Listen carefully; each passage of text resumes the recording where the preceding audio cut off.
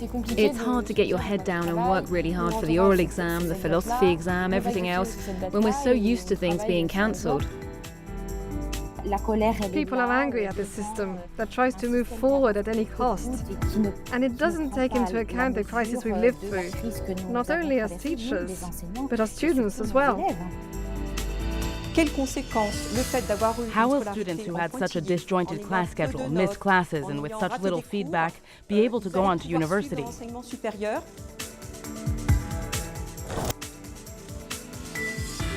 Hello and welcome to a new edition. I'm Nadia Sharby, and this week we're putting the focus on France's end of high school diploma, the baccalaureate. 2 school years of COVID disruption have taken their toll on students around the world. But the situation has been especially challenging for French teens, as the crisis came in the midst of a much-awaited 4-year reform of their graduation system. The main changes are as follows.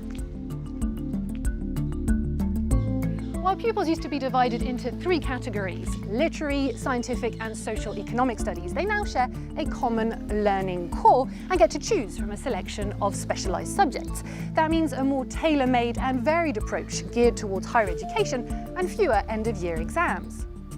And speaking of that all-important exam, where it used to count for 100% of the final grade, now 40% is determined by continuous assessment, and a new oral presentation has been added to the mix. So how does all that translate for this first generation? Well, let's hear from soon-to-be high school graduates. On a quitté l'enfance. On a appris que les filles étaient des grosses pestes.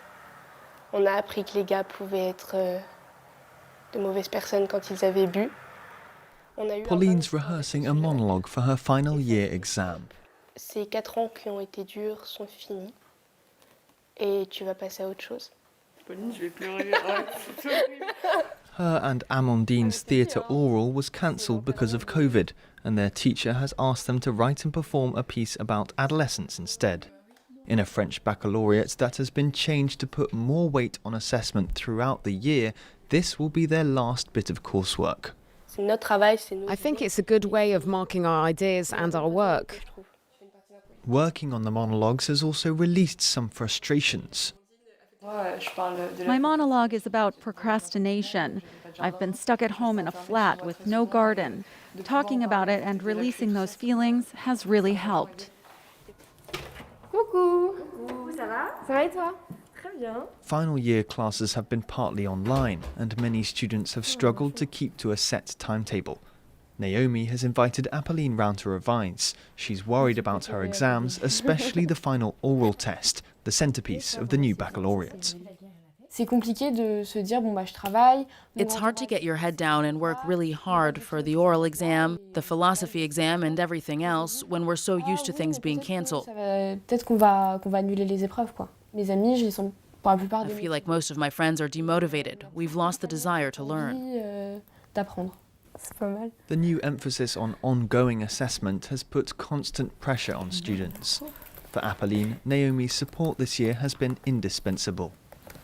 I found out this year that I've got a learning difficulty. She's been giving me her notes, which I find easier to learn from than classes, which I often don't understand. On top of everything, they're also thinking about what they'll be doing come September. Pauline wanted to take a year out, but the pandemic caused her to change her plans. I'm going to go to IFSA instead. It's an animal care school. You can do it either in Paris or online. So I'm going to do it online, because if there's another lockdown after summer, I'd rather be at home than in a tiny box in Paris. And like many school leavers, Naomi has decided to stay near home for university so she can be among family if the crisis drags on.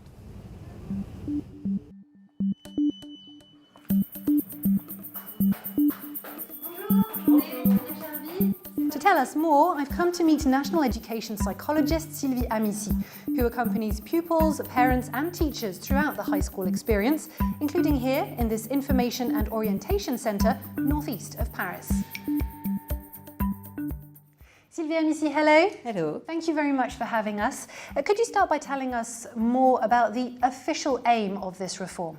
Le motif de fond de cette réforme, c'était The baseline goal of this reform is to balance out the different categories de proposer aux jeunes and to give the students more choices in order to diversify their course options in high school ahead of university. pour se diriger vers l'enseignement supérieur. And it's perhaps hard to get much hindsight on the effects of this reform, especially with the COVID crisis, but would you say it's a success so far? Ce que l'on sait, c'est qu'actuellement, déjà, des We know that it has already had an effect on how students enrolled in the general high school track choose their specialized classes. Studies were carried out by the National Education's Evaluation, Prospective and Performance Division and showed inequalities in how students choose high school tracks with respect to this reform. Par rapport à cette réforme, notamment des inégalités. The inequalities were reflected based on socioeconomic backgrounds and on gender. Du genre de l'élève, c'est-à-dire que les filles et les Girls garçons and boys choose differently when it comes to science, and this is to the detriment of girls. It's a long-standing issue that this reform does not fix. Similarly, students from advantaged families tend to choose the traditionally more elite tracks. So these are issues to think about, and we'll have to wait and see how they're addressed in the years to come. Dans les années à venir, comment les choses vont se régler. Now, concretely, pupils face fewer exams because there are fewer subjects. But there's now an oral presentation. How is that going down with pupils and teachers? Alors, cette épreuve de grand oral, c'est vrai que Oral presentation is important in our society and in most education systems. quelque chose d'important. Le fait est, c'est que la réforme. The fact remains that the reform was put in place quite quickly. La réforme, c'était il y a We're tracking students who were starting high school when it was passed 3 years ago. I'm not sure that the teachers, students, and their families had time to adequately understand and prepare for it, especially since the first and final year students experienced an atypical year because of the coronavirus. With remote classes, they didn't have the opportunity to work on their oral skills in person. Well, let's take a beat now to hear more about how teachers are handling this COVID-tainted reform.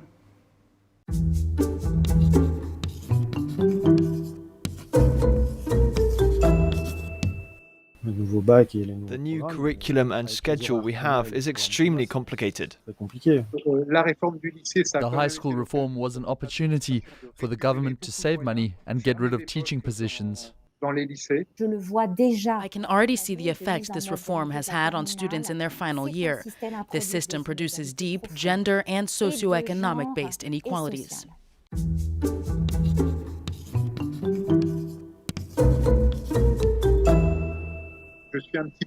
I'm less worried about my students in Guyana this year than I am for my colleagues on the mainland who have had limited attendance capacities since October and bigger challenges getting their students to move forward because they have less time to dedicate to each student. Because of the different policies regarding how often different establishments were open or whether classes were taught in person, it's clear that the students may all have different knowledge levels by the end of the year. We'll be understanding with our grading in consideration of the fact that it was a peculiar year.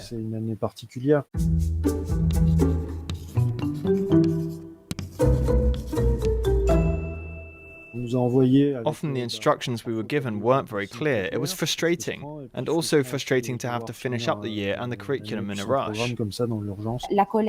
People are angry at this system that tries to move forward at any cost and doesn't acknowledge the scope of the crisis we've lived through, not only as teachers, but our students as well, because their learning has been disrupted for 2 years. When you're learning, you need to be at ease and not worried about what you're going to be doing in class, whether or not it will be cancelled. We warned about this and we weren't listened to, so we're disappointed in that respect.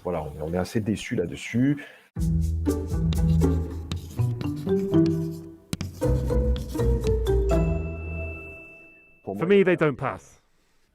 I'd say 7 out of 20. I may be harsh, but it's because we were given conflicting orders. With respect to the management of the health crisis, I'd say zero, because we got by handling the situation on our own. With respect to pushing through the high school reform plan, without listening to the stakeholders, I'd give a 2 out of 20. I don't know how students will remember this year, whereas it should have been a good memory. I think students' work should be more respected.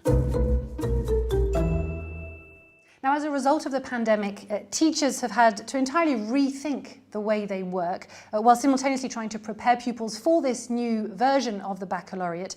Are they getting the credit and support they deserve? As a psychologist, I'm primarily concerned with the fact that students, their families, and teachers had to shoulder the difficulties to adapt to the situation. It required them to adjust, and that must be recognized. Concerning the resources that were made available, I do think an effort was made. But was it enough to face the needs the situation created? And given this incredible context, will the 2021 baccalaureate be worth as much to this generation of French graduates? And how might that actually impact the rest of their education and maybe even their careers? It's an important question. Students and their families are worried about how the education they received these past 2 years, especially for high schoolers, may have been jeopardized. They're worried about their education level given that there's a selection process for universities. If they were in an establishment that had limited attendance, a lot of remote schooling, or didn't have the same coursework as normal, will that affect the selection process? I think and hope that the higher education and national education ministers will allocate sufficient resources to help this generation reach its full potential. Because these kids are not to blame, neither for the reform nor the pandemic. Sylvia Missy, thank you very much. Thank you.